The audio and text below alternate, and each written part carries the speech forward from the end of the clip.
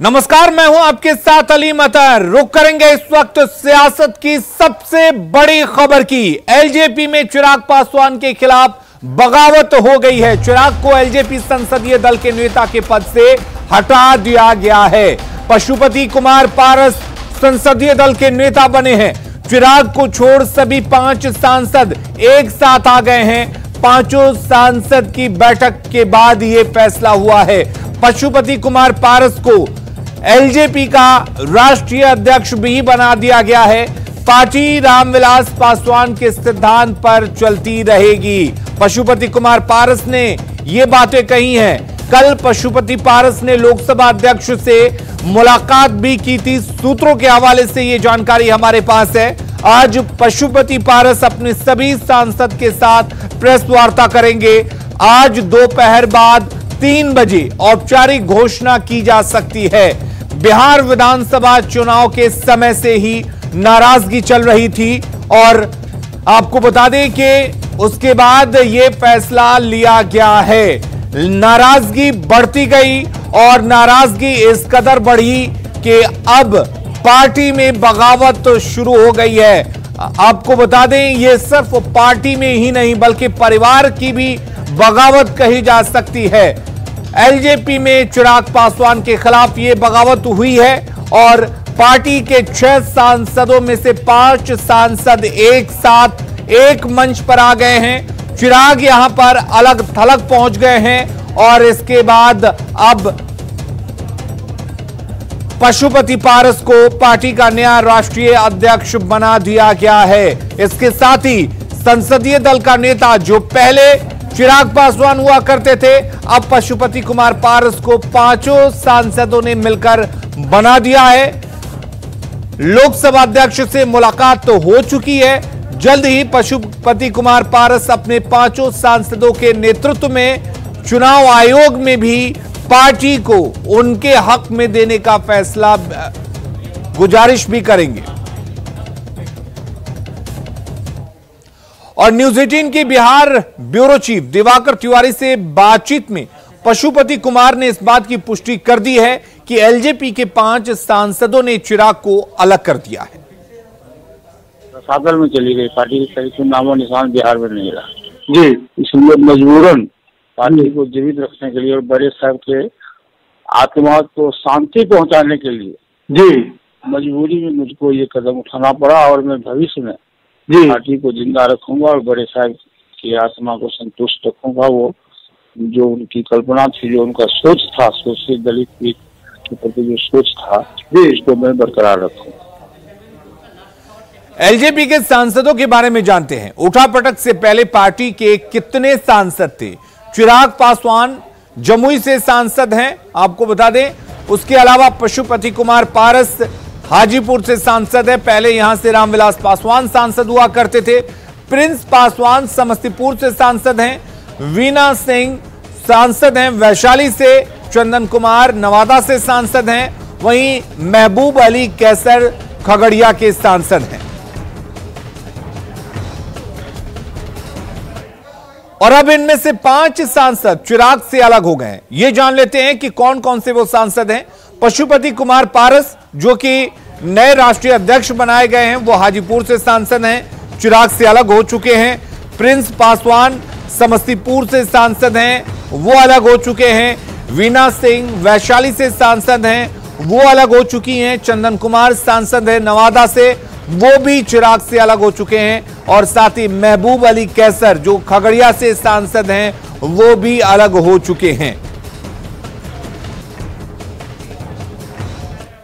और 5 सांसदों के अलग होने के बाद चिराग पासवान अब अकेले रह जाएंगे। तो अब चिराग पासवान पूरी तरह से अकेले रह गए हैं।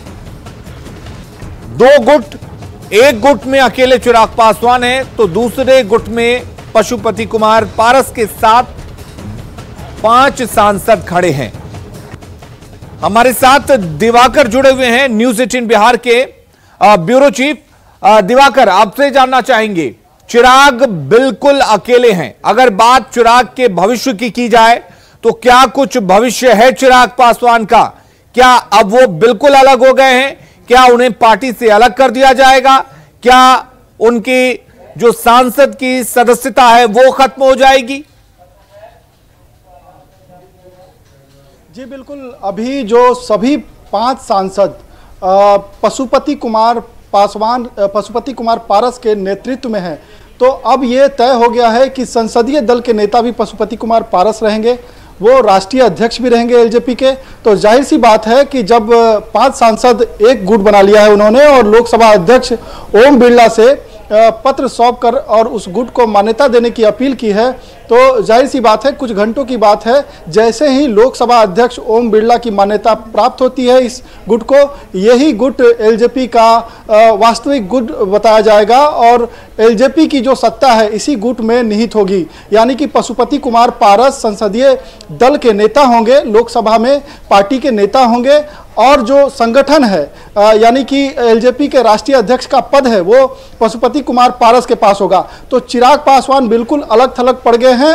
एक तरीके से कहिए कि इन सभी सांसदों ने मिलकर चिराग पासवान को राष्ट्रीय अध्यक्ष पद से हटा दिया है, उनको संसदीय दल के नेता के पद से हटा दिया है और अब जो है नया नेता चुन लिया है, उसमें पशुपति कुमार पारस नेता होंगे और संसदीय दल के नेता के साथ साथ वे राष्ट्रीय अध्यक्ष भी होंगे। यानी कि लोजपा पार्टी है उसकी कमान पशुपति कुमार पारस के हाथों में होगी। तो ये सब कुछ तय हो गया है, औपचारिक रूप से बस मुहर लगनी बाकी है। और मैं आपको बता दूं कि कल देर शाम ये बैठक हुई और महीनों से कवायद चल रही थी, जेडीयू के नेताओं के साथ बातचीत चल रही थी, बीजेपी की भी रजामंदी है। जेडीयू के सोर्सेज ने हमें बताया है कि बीजेपी भी इस पूरी कवायद पर अपनी सहमति दी है। हालांकि आधिकारिक तौर पे कोई भी नेता न जेडीयू का न ही बीजेपी का सामने आया है, लेकिन जैसे ही पशुपति कुमार पारस घोषणा करेंगे, औपचारिक घोषणा करेंगे, उसके बाद से सारी बातें साफ हो जाएगी और रिएक्शंस आने शुरू हो जाएंगे, प्रतिक्रियाएं आनी शुरू हो जाएगी। दूसरा कदम यह होगा पशुपति कुमार पारस का कि वो चुनाव आयोग को भी ये जानकारी देंगे पार्टी के फैसले की और पार्टी के कार्यकर्ताओं और नेताओं और सांसदों की जो उन पर सहमति है, इस बात से चुनाव आयोग को अवगत कराएंगे। जो उनको नेता चुना गया है इस बात से चुनाव आयोग को ये अवगत कराएंगे और उनका ये मानना है कि अब जो एलजेपी का मौजूदा नेतृत्व है उनके साथ है, वही पार्टी के राष्ट्रीय अध्यक्ष है, वही संसदीय दल के नेता हैं। तो अब कुछ ही घंटों की बात है, जैसे ही लोकसभा अध्यक्ष ओम बिरला इस पर सहमति देंगे वैसे ही पशुपति कुमार पारस जो है इसकी आधिकारिक घोषणा करेंगे। हालांकि न्यूज़ 18 पर उन्होंने सबसे पहले ये जानकारी दे दी है कि जो कवायद चली है उस पर उन्होंने पुष्टि की है। उन्होंने कहा है कि देर रात उन्होंने सभी सांसदों के साथ बैठक की है। ओम बिरला से पहले भी मुलाकात का उन्होंने समय मांगा था, 8:30 बजे उनकी मुलाकात हुई है और अब जब ये देखना होगा कि पशुपति कुमार पारस खुद मिलने जाते हैं ओम बिरला से या उनके साथ पत्राचार जो है। चलिए, अभी गतिविधियां दिवाकर और भी हैं और उन गतिविधियों पर लगातार न्यूज़ 18 बिहार झारखंड अपनी नजर बनाए हुए। हमारे साथ दिल्ली से हमारे सहयोगी अमितेश भी जुड़े हुए हैं। अमितेश, इन तमाम राजनीतिक हलचल, इन तमाम बगावतों के दौर के बीच एक सवाल अहम यह भी है कि आखिर चिराग कहां है इस वक्त, कहां जगमगा रहे हैं और उनके साथ कौन है इस वक्त?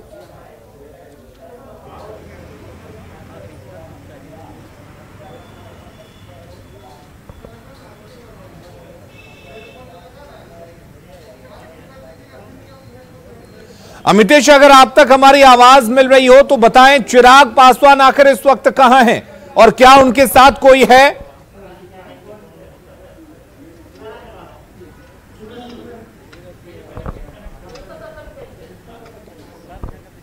देखिए, चिराग पासवान जो कि एलजेपी के राष्ट्रीय अध्यक्ष हैं, 12 जनपद पे हैं, वहीं जहां उनका आवास है वहीं पर रह रहे हैं। लेकिन अगर बात करें तो पार्टी के भीतर जिस तरह से कल रात से ही तमाम हलचल चल रही है उसको लेकर के काफ़ी निराशाजनक बात है। चिराग पासवान के लिहाज से अगर कहें तो उनको बहुत बड़ा झटका लगा है।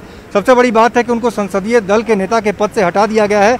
6 में से 5 सांसदों ने उनका साथ छोड़ दिया है और उनके चाचा और उनके चचेरे भाई दोनों अलग हो गए हैं। तो निश्चित रूप से पार्टी के अलावा परिवार के स्तर पर भी उनको बहुत बड़ा झटका लगा है। अब तक जब रामविलास पासवान जिंदा थे तो उस वक्त तक जब भी परिवार के भीतर मनमुटाव होता था और चिराग पासवान के राष्ट्रीय अध्यक्ष बनाए जाने के वक्त भी मनमुटाव हुआ था। इसके पहले जब उनको एलजेपी संसदीय बोर्ड का जब अध्यक्ष बनाया गया था, उसको लेकर भी पार्टी के भीतर, परिवार के भीतर नाराजगी थी, लेकिन सब कुछ सॉर्ट आउट कर लिया जाता था। लेकिन इस बार रामविलास पासवान जब इस दुनिया में नहीं है, उसके बाद जब एलजेपी चिराग पासवान के नेतृत्व में आगे बढ़ रही थी, चिराग पासवान के निर्णय के बाद ही एलजेपी ने अकेले बिहार विधानसभा चुनाव में आगे बढ़ने का फैसला किया था। नीतीश कुमार और जेडीयू के खिलाफ एलजेपी का रुख रहा था। उसके बाद जो स्थिति सामने है, चिराग पासवान के पार्टी से एकमात्र विधायक जीते थे, वो भी विधायक जेडीयू में शामिल हो चुके हैं। और जो 5 सांसद यानी चिराग पासवान के छोड़ करके जो भी सांसद हैं, सभी लोग अलग हो गए हैं और संसदीय दल के नेता के तौर पर पशुपति कुमार पारस को चुन लिया गया है। तो निश्चित रूप से चिराग पासवान के लिए सदमा है, उनके लिए बहुत बड़ा झटका है। उनके परिवार के स्तर पर भी देखें तो परिवार में भी अलग थलग पड़ गए हैं, और राजनीतिक तौर पर देखा जाए तो पार्टी में भी इस वक्त अलग थलग जरूर पड़ गए हैं, क्योंकि उनके चाचा और उनके चचेरे भाई दोनों अलग हो गए हैं इस वक्त। अगर देखा जाए तो चिराग पासवान के लिए बड़ा झटका। बिल्कुल अमितेश, एक बड़ा झटका है चिराग पासवान के लिए, क्योंकि बिल्कुल अकेले पड़ गए हैं, बिल्कुल अलग थलग पड़ गए हैं। दिवाकर हमारे साथ जुड़े हुए हैं पटना से। दिवाकर, क्या चिराग पासवान को विधानसभा चुनाव में हार और विधानसभा चुनाव से पहले नीतीश कुमार के खिलाफ बयानबाजी करना, नीतीश कुमार के खिलाफ जाने का खामियाजा भुगतना पड़ा है, जो उनकी पार्टी टूट गई, जो उनका परिवार बिखर गया है? जी बिल्कुल, नीतीश कुमार को सियासत का धुरंधर खिलाड़ी माना जाता है, और ये हमेशा कहा जाता है कि नीतीश कुमार से जिसने बैर लिया, नीतीश कुमार से जिनके संबंध खराब हुए, वो देर सवेर जरूर उसको चुकता करते हैं। और यही वजह रही कि नीतीश कुमार के खिलाफ गठबंधन में रहते हुए चिराग पासवान ने जो जिस तरीके से अदावत मोल ली, जिस तरीके से वो हमले पे हमले करते जा रहे थे, उसके बाद जो है नीतीश कुमार जब नतीजे आए, नीतीश कुमार के पक्ष में नतीजे आए और जेडीयू को लगातार जो हमले झेलना पड़ा और नतीजों में जो निराशाजनक प्रदर्शन रहा, उसकी वजह कहीं ना कहीं चिराग को बताया। नेताओं ने लगातार ये भी कहा कि एनडीए से उनको अलग किया जाना चाहिए। बीजेपी का केंद्रीय नेतृत्व हालांकि साफ तौर पे ये नहीं बताया कि चिराग पासवान जो है एनडीए के हिस्से नहीं है। बिहार का जो नेतृत्व है वो जरूर ये कह रहा था विधानसभा चुनाव के दौरान कि जो एलजेपी है वो बिहार में एनडीए का हिस्सा नहीं, लेकिन इस बात को कभी भी साफ तौर पे बीजेपी ने नहीं कहा था।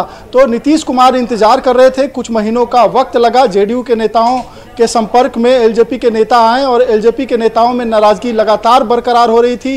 एक के बाद एक जो है जो फैसले होते जा रहे थे। मैं आपको याद दिलाऊंगा कि चिराग पासवान ने आनन फानन में जो कमिटी बनी थी, जो प्रदेश के ऑफिस बियरर्स के कमिटी थी, उसको जो है भंग किया। उन्होंने नए प्रदेश अध्यक्ष उन्होंने बनाए, कार्यकारी अध्यक्ष उन्होंने जो है राजू तिवारी को बनाया। इसमें भी यह कहा गया कि उनके चचेरे भाई जो प्रिंस हैं, जो बिहार प्रदेश की कमान संभाल रहे थे, उन पर भरोसा नहीं है, इसीलिए कार्यकारी अध्यक्ष के तौर पे चिराग ने अपने आदमी को बैठा दिया है। तो वही प्रिंस राज को भी ये बातें नागवार गुजर रही थी। जो प्रिंस राज विधानसभा चुनाव से पहले और विधानसभा चुनाव तक जो है चिराग पासवान के साथ खड़े होते नजर आए, वो नतीजों के बाद पशुपति पारस के साथ एक बार फिर हो लिए। और मैं आपको बताऊं कि पशुपति कुमार पारस जो है पहली बार जो प्रिंस राज थे उनको विधानसभा चुनाव लड़ाया था। उस वक्त चिराग पासवान की रजामंदी नहीं थी। चिराग पासवान ने कहा कि पार्टी पर लगातार परिवारवाद का आरोप लगता है, इसीलिए प्रिंस राज को हम चलिए, यानी कि कुल मिलाकर इस वक्त चिराग पासवान न सिर्फ पार्टी में बल्कि परिवार में भी अलग थलग पड़ चुके हैं। बहुत बहुत शुक्रिया दिवाकर आपका और अमितेश आपका भी तमाम जानकारी देने के लिए।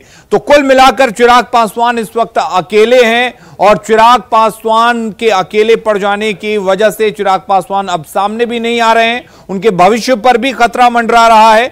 ऐसा कहना गलत नहीं होगा कि चिराग पासवान ना अभिनय में कुछ बेहतर कर पाए और ना सियासत में कुछ बेहतर कर पा रहे हैं। इधर एलजेपी में सियासी उठापटक के बीच बीजेपी का कहना है कि सभी सांसद चुनाव के बाद से ही मौके की तलाश में थे। सभी सांसदों ने पशुपति पारस को अपना नेता चुना है और इसकी जानकारी लोकसभा अध्यक्ष को भी दी है। लेकिन मुझे लगता है कि विधानसभा चुनाव में जिस प्रकार से चिराग पासवान ने अकेले निर्णय लिए थे, उस समय से सभी सांसद नाराज थे, मौके की तलाश में थे। उचित समय के समय में उन्होंने यह निर्णय लेकर और लोकसभा तक अध्यक्ष तक की जानकारी देने का काम किया है। आरजेडी और कांग्रेस ने एलजेपी में संग्राम को लेकर जेडीयू पर निशाना साधा है। शक्ति यादव का कहना है कि जेडीयू उन्हें प्रलोभन दे रही है। शक्ति पार्टी में टूट होने की हवा फैलाई जा रही है। कारण पशुपति पारस जी और ललन सिंह जी की मुलाकात शिष्टाचार भी हो सकता है। पर एक बात तो स्पष्ट है कि जनता दल यू प्रलोभन देने वाली पार्टी है। जनता दल यू धनराशि का प्रयोग कर करके पार्टियों को तोड़ती है। छोटी छोटी पार्टी को तोड़ कर करके ये अपने मिलाना चाहती है। इनकी पुरानी फितरत है, कोई नई बात नहीं है। क्योंकि इनको लोकतंत्र में विश्वास तो है नहीं। जितने भी इरिगेशन से लेकर करके हर डिपार्टमेंट में बड़े बड़े आरसीपी टैक्स लिए गए, वो राशि यही सब में खर्च न होता है। लोक जनशक्ति पार्टी में जो कुछ भी फूट की खबरें आ रही हैं, मैं समझता हूं ये एलजेपी का और एनडीए का आंतरिक मामला है। लेकिन जिन लोगों ने इस फूट को ऑर्गेनाइज किया है, वो खबरों से लगता है कि जेडीयू के नेता इसमें शामिल है। आखिर नीतीश कुमार जी विभिन्न पार्टियों को तोड़ने में क्यों लगे रहते हैं? मैं समझता हूं वैचारिक स्तर पर जेडीयू विभिन्न दलों के आदतन दल बदलुओं की एक जमात बनती जा रही है। अरे आपको ऑलरेडी बहुमत है, सरकार चलेगी ना। लेकिन जिस तरह से वो राजनीतिक तौर पे मामले को, पूरे वातावरण को बिहार में विषाक्त कर रहे हैं, आज से नहीं पिछले 10, 15, 20 सालों से जब से जेडीयू बनी है, इधर से तोड़ के लाओ, उधर से तोड़ के लाओ, यही काम बीजेपी भी करती है, यही जेडीयू भी करती है।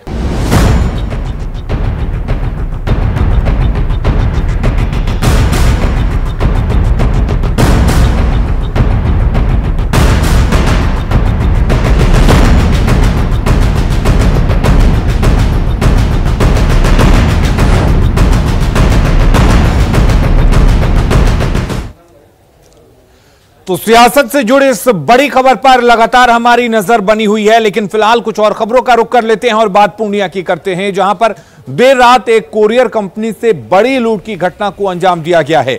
मरंगा थाना के पॉलिटेक्निक चौक पर 30 लाख की लूट को 5 से 6 की संख्या में आए नकाबपोश अपराधियों ने हथियार के बल पर अंजाम दिया। हालांकि सवाल ये जरूर उठ रहे हैं कि जब अनलॉक में मिली छूट में शाम 5 बजे तक सभी कार्यालयों को बंद रखने का फैसला किया गया है, तो रात के 10 बजे, 10:30 बजे कैसे कोरियर कंपनी का कार्यालय खुला था, यह बड़ा सवाल है। हमारे 5-6 यहाँ पे मेंबर भी थे, तो जिनके वजह से यहाँ पे लोग इंजर्ड भी हुए, उनको मारा भी गया है।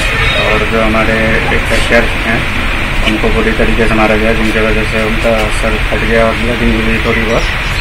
फिर हमने सदर हॉस्पिटल उनको लेके गया और वहाँ से उनका फर्स्ट एड करवाया हमने। तो फिर उसके बाद हमने पूर्णिया के ई कार्ट कुरियर कंपनी में बीती रात भीषण लूट की घटना हुई है। लगभग 5 की संख्या में नकाबपोश अपराधियों ने लगभग 30 लाख रुपये लूट लिए हैं। हथियार के बल पर ये लुटेरे इस कंपनी में पहुंचे थे और यहाँ के जो कैशियर है उनके साथ मारपीट भी किया और उनका सर भी फोड़ दिया और उसके बाद लूट की बड़ी घटना को अंजाम दिया है। और घटना की सूचना मिलते ही मरंगा थाना की पुलिस यहाँ मौके पर पहुंची। सदर एसडीपीओ आनंद पांडे भी मौके पर पहुंचे और जांच में जुट गई है। यहाँ इस कुरियर कंपनी के जो मैनेजर हैं अभिषेक कुमार, उनसे हमारी बात हुई और उनका कहना है कि रात के करीब 10, सवा 10 बजे के बीच की ये घटना है। नकाबपोश अपराधी यहाँ पहुँचे हैं और उन लोगों ने लूट की इस बड़ी घटना को अंजाम दिया है। बहरहाल देखना है कि पुलिस इस मामले में क्या कार्रवाई करती है। कुमार प्रवीण, न्यूज़ 18 पूर्णिया। और हाजीपुर से इस वक्त एक बड़ी खबर आ रही है, जहां पर कोरियर कंपनी के ऑफिस से 10 लाख की लूट की गई है। हथियार के बल पर 2 अपराधियों ने लूटा है कैश। सोनपुर थाना के गोला बाजार की घटना है, जहां पर हथियार के बल पर 2 अपराधियों ने कैश लूटा है। और राजीव मोहन हमारे साथ जुड़े हुए हैं। राजीव, अभी कुछ दिन पहले एचडीएफसी बैंक में बड़ी लूट की घटना को अंजाम दिया गया था। अब कोरियर कंपनी को निशाना बनाया गया है। 10 लाख रुपए लूटे गए हैं। क्या हाजीपुर में लुटेरे बेखौफ हो चुके हैं? क्या हाजीपुर की पुलिस सो रही है? देखिए अलीम, एक चीज मैं स्पष्ट करना चाहता हूं कि ये जो इलाका है ये सारण का क्षेत्र है, यानी सारण जिले का क्षेत्र है जहां सोनपुर है। ये सोनपुर में वारदात हुई है। सोनपुर थाना के गोला बाजार में ये बड़ी लूट की घटना हुई है, जहां पे 2 अपराधी हथियार के साथ आए थे और ऑनलाइन कंपनी है, ये ई कार्ड कंपनी की कुरियर ऑफिस थी, जिसमें 2 अपराधी यहाँ पहुंचते हैं। अगले सुबह पहुंचे, चूंकि ये कहा जा रहा है कि सुबह में ये ऑफिस खुल गई थी। उसी दौरान उस ऑफिस में 2 अपराधी बाइक से आए थे और हथियार के बल पर उसमें घुसे और अंदर में 2 जो कुरियर कंपनी के 2 कर्मी इसमें मौजूद थे, इसमें एक मैनेजर था और एक डिलीवरी बॉय कर्मी था। उन लोगों को हथियार के बल पर उनको गन पॉइंट पर लिया गया। उसके बाद कहा जा रहा है कि 2-3 दिनों का जो कलेक्शन था रखा हुआ था, वो 10 लाख रुपए की लूट कर यहाँ से फरार हो गए हैं। देखिए, मैं ये कहना चाहता हूँ कि ये सारण जिले का इलाका है, सोनपुर का इलाका है और जहाँ पे ये वारदात हुई है वो बिल्कुल गोला बाजार इसको कहते हैं। ये भीड़ भाड़ वाला इलाका है। यहाँ आसपास में बस्तियां हैं, दुकानें हैं, लेकिन इस भीड़ भाड़ के इलाके में जिस तरह से पुलिस की चौकसी को चुनौती देते हुए पुलिस ने अपराधियों ने बड़ी घटना को अंजाम दिया है, जिसके बाद जो पुलिस की चौकसी पर एक बार फिर जो है सवाल खड़ा हुआ है। आलिम, चलिए, बहुत बहुत शुक्रिया राजीव आपका तमाम जानकारी देने के लिए। और इधर मुंगेर में शराब माफियाओं ने पुलिस टीम पर हमला कर दिया, जिसमें एक जवान घायल हो गया। वहीं एक जवान से शराब माफियाओं ने मोबाइल छीन लिया। मामला असरगंज बाजार का है, जहां गुप्त सूचना के आधार पर पुलिस की टीम विक्रमपुर के रहने वाले पप्पू सिंह के घर छापेमारी करने पहुंची थी, जहां शराब माफियाओं ने पुलिस की टीम पर हमला बोल दिया और एक जवान से मोबाइल छीन लिया। कम संख्या में होने की वजह से पुलिसकर्मी वहां से वापस लौट आए, लेकिन फिर एसपी के निर्देश पर डीएसपी के नेतृत्व में 4 थानों की पुलिस मौके पर पहुंची, जहां शराब माफियाओं ने लाठी डंडे से पुलिस की टीम पर हमला बोल दिया और पथराव भी करने लगे। पुलिस ने जवाबी कार्रवाई की तो मौके से शराब माफिया भाग खड़े हुए। इस हमले में डीएसपी के अंगरक्षक को सिर पर चोट लगी है और उसकी गंभीर हालत को देखते हुए सिलीगुड़ी रेफर किया गया है। वहीं छापेमारी के दौरान पुलिस ने मौके से 2 पिस्टल, भारी मात्रा में शराब और हथियार बनाने के सामान बरामद किए हैं। थाने की टीम गई थी। उसके बाद वो लोग झरा पूरक कर लिया, तो बाद में टीपीओ साहब, असरगंज थाना प्रभारी, ये तारापुर थाना प्रभारी, हरपुर थाना प्रभारी, अच्छा, की टीम सभी लोग मिल के गए थे। अचानक लोग हमला बोल दिए। क्या चीज से हमला बोला? लाठी, डंडा, लेस और हथियार। और अपना बिहार के इस बुलेटिन में फिलहाल के लिए इतना ही। आगे देखेंगे झारखंड की खबरें। जोहार झारखंड।